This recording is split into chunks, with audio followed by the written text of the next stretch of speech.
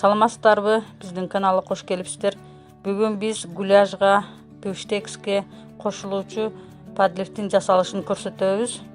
Биз менен бирге болуңуздар. Сковородкага 6 аш кашык өсүмдүк майынан куюп, бир чоң пиязды майдалап турап кууруйбуз. Сары түскө келгинче орточо температурада кууруйбуз. 2 аш кашык томат кошуу керек.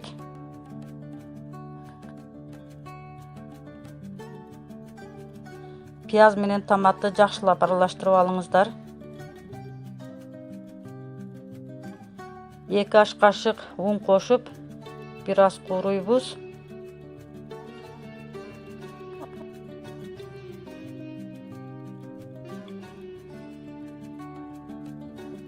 Бир чай кашык туз кошобуз. Аны да бир аз кууруйбуз.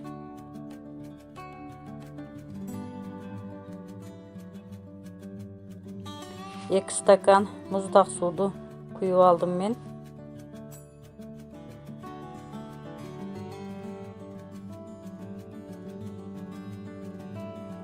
Үч штук лавровый лист жалбырагынан коштум. Лавровый лист кошконубуздун себеби падлив аябай даамдуу болот. Үстүнү жаап, жогорку температурада кайнатабыз. Бир кайнагандан кийин төмөндөтүп коебуз градусуну. 20-30 мүнөт кайнагандан кийин бышат падлив. Көптөгөн келин кыздар, жаштар билбейт экен падлив жасашты. Биздин каналдан көргүлө, биздин каналга катталып тургула, саламатта калгыла.